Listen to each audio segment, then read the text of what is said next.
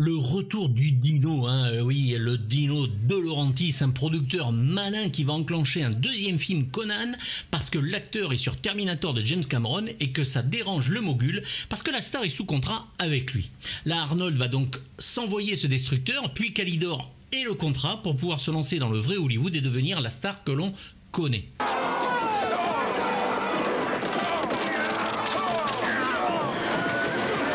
Bon, faut avoir les testicules quand même bien attachés pour s'essayer une suite du chef-d'œuvre de John Milius, Conan le Barbare. Dino, lui, les a bien les baloches, c'est l'épique qui manque et les sous.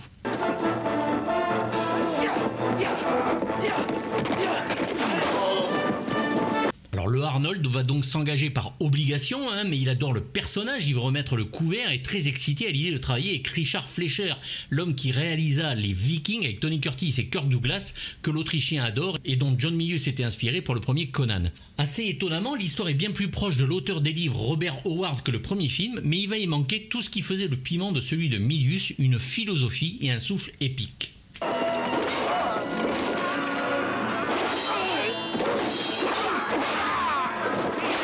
Ce Conan est plus à l'aise, certes, et la comédie plus familiale, la noirceur, elle, a presque complètement disparu. Conan ne se pose plus aucune question existentielle, il vit sa vie, il tape sur tout ce qui l'emmerde, ce qui plaît au plus grand nombre, mais en fout un sacré coup à la force mythologique du premier.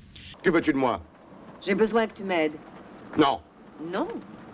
Sais-tu ce que je suis prête à t'offrir si tu mets ton bras à mon service? 5 heures de poids et haltères par jour, plusieurs kilos en plus et 2 mois plus tard d'entraînement intensif, Arnold est plus costaud et Fleischer est heureux. L'entraînement au sabre reprend avec le maître d'armes Yamazaki, ainsi que les montées et descentes à cheval. Ces bestioles m'ont toujours causé les pires ennuis.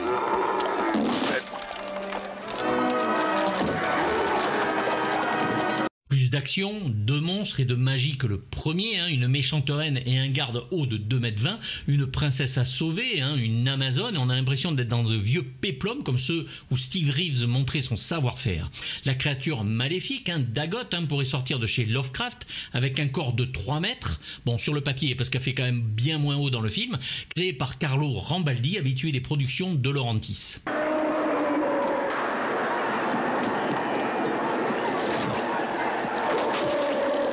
Animée par 28 personnes, la créature devait marcher toute seule, mais comme dans son King Kong, ça ne fonctionnera pas, il n'en sera jamais rien, et donc du coup ce sera remplacé par un acteur dans un costume. Alternant les tournages, il est aussi sur Dune, produit par Dino De Laurentiis, on peut légitimement penser que Dune lui a pris plus de temps que Conan sur les maquillages.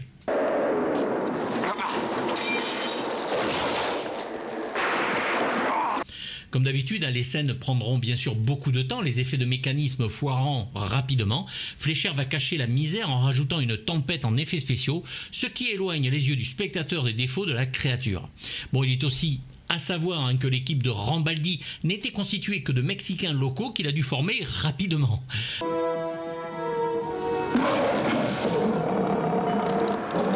Le singe du palais de cristal est plus facile à concevoir, il n'y a que la tête à créer. Ce double personnage de Totamon homme-singe provient de la première aventure de Conan écrite par Robert Howard, intitulée Le Phénix sur l'épée. Lorsque Conan essaie de frapper l'homme-singe avec son épée, la lame passe à travers le monstre, contrairement au roman où la lame ricoche.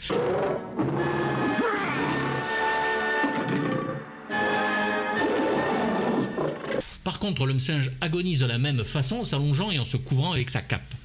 À la fin, lorsque Zula retire le tissu pour inspecter ce qui reste au-dessous, la cape révèle alors des bris de verre, contrairement au roman où elle cache une ombre noire.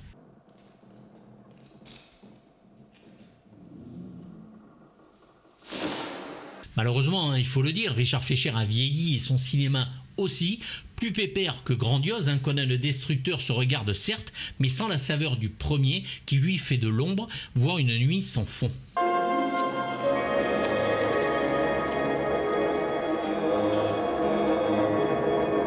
Arnold pense et espère un Conan 3, mais c'est en tournant Calidor et en voyant les critiques plus que mitigées malgré le succès honorable de ce destructeur qu'il va abandonner l'idée de continuer avec Dino De Laurentiis et donc casser le contrat.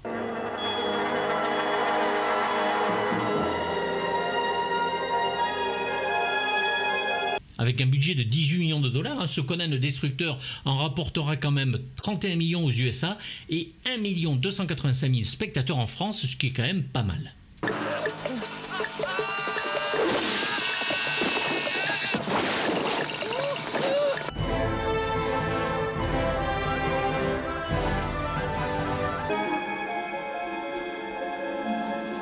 le château de Totaman, où est gardée la clé.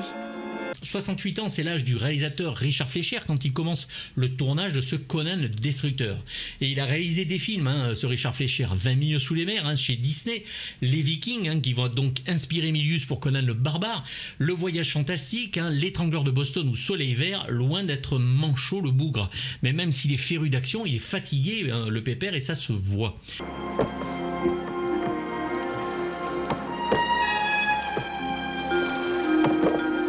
À écouter le réalisateur, le premier Conan était trop long, trop compliqué et entraînait du coup très peu d'intérêt. Bon, c'est son avis. Heureux de ne pas être en accord avec lui, ma foi, mais c'est son opinion. Il rajoute d'ailleurs que ce premier film est trop sanglant et manque d'humour. On croirait entendre un ponte de chez Marvel avant l'heure.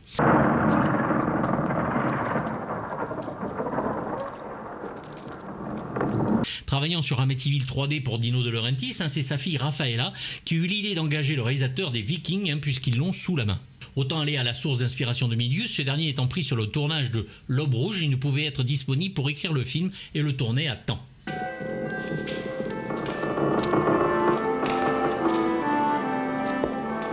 Fleischer va même aller jusqu'à engager le directeur de la photo Jack Cardiff, qui avait travaillé sur celle des Vikings et que l'on connaît ici pour son très beau travail sur Rambo 2.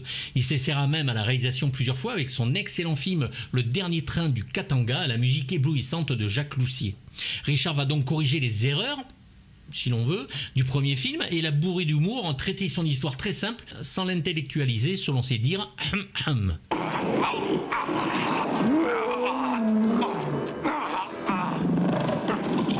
On oublie donc le premier et on part sur autre chose en essayant d'être proche de l'auteur des romans. Le plus drôle, c'est que Fleischer ne s'appuie pas sur ses romans et nouvelles, mais aussi sur les adaptations comics de chez Marvel.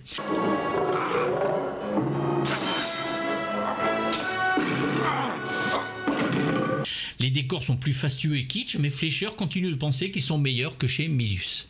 Le scénariste Stan Lehman va adapter, comme le premier film, des romans avec l'aide de Roy Thomas et Jerry Conway qui eux sont spécialistes de la bande dessinée et n'a que peu de films connus à son actif, si ce n'est Damien la Malédiction 2 ou le calamiteux film catastrophe Météore. C'est Arnold qui fit engager ce scénariste, ne trouvant pas l'histoire de Conway et Thomas convaincante et trop peu adaptée pour le cinéma.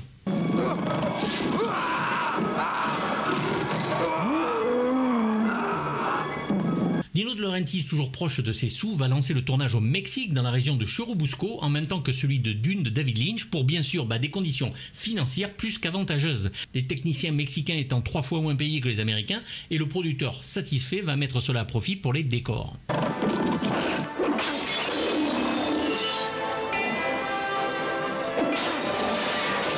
Le Palais de Cristal, par exemple, et sa salle au miroir fait plus de 80 mètres carrés et posera des problèmes techniques pour ne pas voir les caméras. Donc ce seront des glaces sans teint et aspergées de bombes anti-reflets qui vont donner une scène très efficace.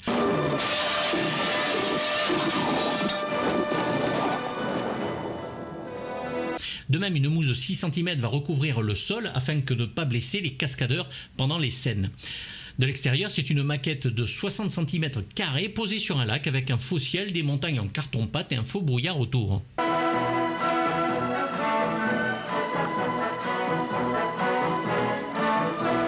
Le grand palais de la scène finale fut un décor gigantesque construit pour être détruit. Donc il est fait de polystyrène et de contreplaqué avec des murs remplis de trous d'air. On va faire passer l'air comprimé pour les explosions.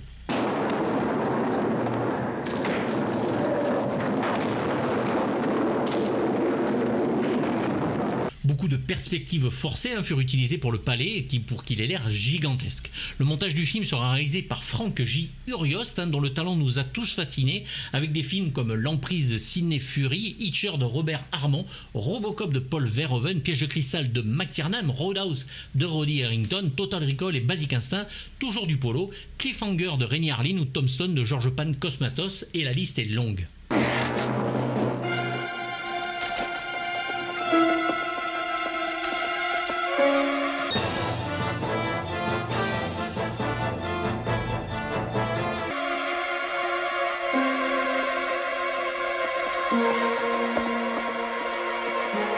À la fin du tournage de Conan le Destructeur, Arnold Schwarzenegger est certain qu'un troisième film se fera puisque les avant-premières ont l'air de très bien fonctionner.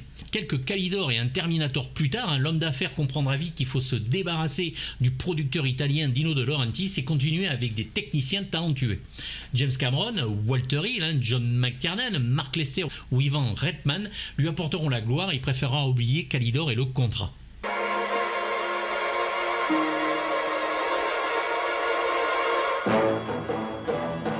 Comme dans le premier, c'est le grand Richard Darbois qui le double et son travail est bien sûr impeccable. Pour Arnold, Conan doit être fidèle au roman d'Howard, c'est un homme d'action et plutôt impatient. Il agit donc et réfléchit ensuite à l'instinct.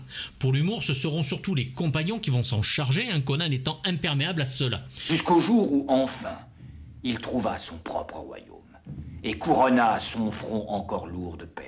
King Conan ne se fera sans doute jamais, aujourd'hui on le sait, et c'est bien dommage, puisque nombre de réalisateurs voulaient le faire, dont John Milius ou les Wachowski. Il est à noter que lors de la promotion, le Arnold vantait l'aspect familial et humoristique du film, mais dans son autobiographie, il expliquera être déçu que le film ne soit pas aussi violent que le premier film. Comme quoi, avec le temps, on change.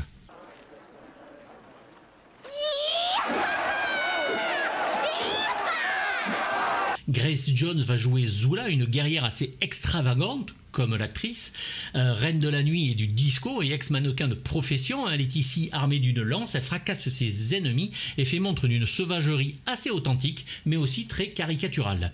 Elle est doublée par la grande Mike Dara, toujours elle, et l'on reverra Grace Jones au cinéma dans le James Bond Dangereusement Vôtre, le dernier Roger Moore, ou Vamp de Richard Wenk.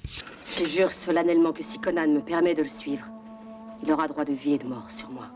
Elle a plusieurs albums à son actif, dont une reprise excellente de La Vie en Rose et surtout le morceau I've Seen That Face Before, Libertango, qui sera utilisé pour le Frantic de Roman Polanski.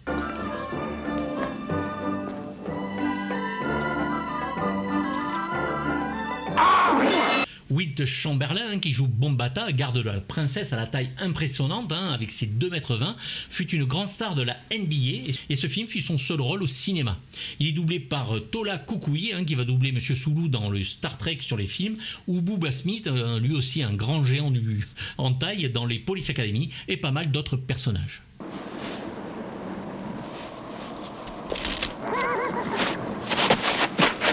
Tracé Walter, qui joue Malak, un voleur trouillard, sans grand intérêt, si ce n'est d'amener de l'humour au film. Armé de 2 poignards dont il se sert quand même plutôt bien, le personnage est oubliable.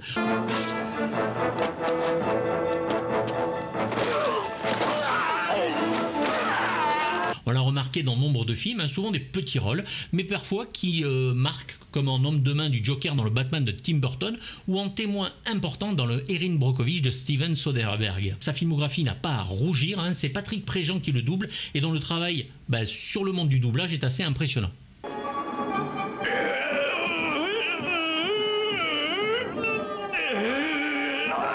Akiro, qui est toujours interprété par Mako, donc le sorcier du premier film, continue son bonhomme de chemin en ronchonnant souvent et aux incantations magiques bienvenues. C'est dans ce film que l'on apprend son nom d'ailleurs. Mako, de son vrai nom Makoto Iwamatsu, a joué dans un nombre très important de séries et beaucoup de films comme La Canonnière du Yangtze de Robert Wise, Stalker de Francis Ford Coppola ou Le Crying Freeman de Christophe Gans. Il est doublé par les noms Jean-Pierre Leroux, la voix de Malcolm McDowell, de Derek Jacobi, de John Hurt, de Terence Stamp ou de Roddy McDowall. Sais-tu qui je suis? Taramis. Sarah Douglas est donc la reine infâme Taranis, on l'a connue dans Cosmos 1999, la série Falcon Crest ou V, la bataille finale. Mais c'est surtout en Ursa, dans Superman le film de Richard Donner, ainsi que sa suite Superman 2 de Richard Lester ou Richard Donner, suivant la version que vous le regardez, en méchante kryptonienne aux côtés de Zod, et c'est là qu'elle restera dans les mémoires. C'est Evelyn Selena, doubleuse que l'on adore et de talent, qui fait sa voix. Tu ne le sais sans doute pas. Chaque jeu a ses règles et il faut les suivre. Je te crois, Jenna. La princesse Jenna est jouée par Olivia Dabo, dont le non-jeu d'actrice sera remarqué aux Razzies Awards, les pires Oscars, on va dire. Cousine de Mariam Dabo, vue dans Tuer n'est pas joué et au jeu à peu près égal. Olivia commence sur ce film et apparaîtra tant au cinéma qu'à la télévision. Elle est doublée par Agathe Mélinan, mais franchement, c'est un personnage dont on se passerait. Elle est très très limite au niveau du jeu. Amène-la ici, Conan. Roach, hein, qui joue l'homme singe, le monstre du miroir. Todd Hammond, le sorcier, est très connu des fans de la saga des Indiana Jones, hein, pour ses rôles dans le premier. Hein, il faisait le Sherpa géant, puis le mécanicien allemand lors de la baston autour de l'avion et de ses hélices. Chef des gardes Tuck qui combat Indy sur le tapis roulant dans le deuxième et qui joue un officier de la Gestapo dans le troisième. Au lever du jour, tu toucheras la clé, le cœur d'Harriman. Personne ne l'a fait depuis des siècles et des siècles. Il est impressionnant par sa taille, hein, les bastons sont homériques. Il va jouer le général Kael dans Willow, hein, affronte un James Bond dans Jamais plus jamais. Il va décéder malheureusement d'un cancer en 2004 et c'est le grand Yves Barsac qui le double.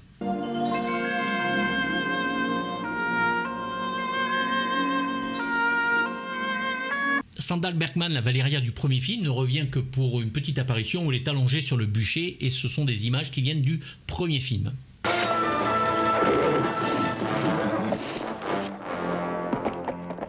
Bien sûr, comme d'habitude, hein, il n'y a pas un Arnold Schwarzenegger sans son ami Sven Holtorsen, hein, qui jouait Torgrim, l'homme de main de Tulsadum dans le premier avec son marteau dévastateur. Hein.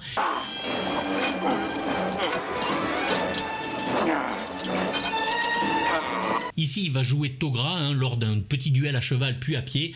C'est un des gardes de la reine et malheureusement, bon, il est très vite tué.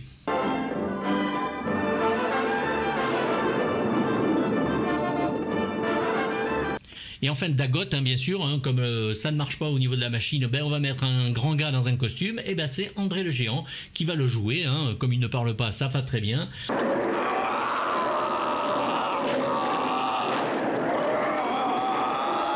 Et voilà, malheureusement, il a sur lui les maquillages de Carlo Romaldi et de ses techniciens mexicains, qui fait que la créature est quand même si elle ressemble à du Lovecraft, carrément ridicule.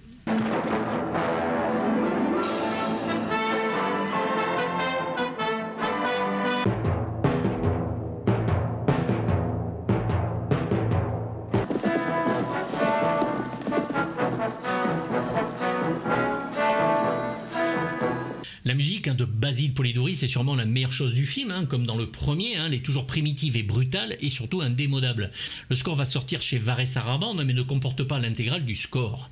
Et pourtant Polidori aura un temps très limité pour composer la musique et on lui attribuera un orchestre de Rome pour certains peu motivés. Un réenregistrement par le City of Prague Philharmonic Orchestra and Chorus sera enregistré avec 32 morceaux et 122 minutes de musique, hein, mais sans jamais égaler le score original, sans doute parce que l'orchestre y est plus grand et que ce que fait la musique gagne en puissance, il le perd dans son originalité et la fidélité.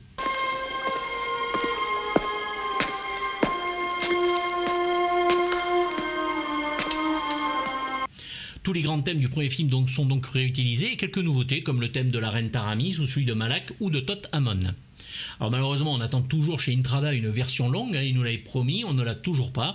Donc on se contente soit d'un orchestre qui est plus grand mais qui n'est pas fidèle à ce qu'on entend dans le film, soit le Varese de l'époque.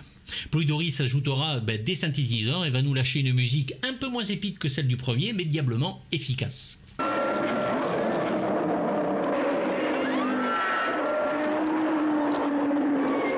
Alors les fans de l'époque avaient reproché à John Milius son infidélité par rapport au roman, hein. Heureusement les gens évolue.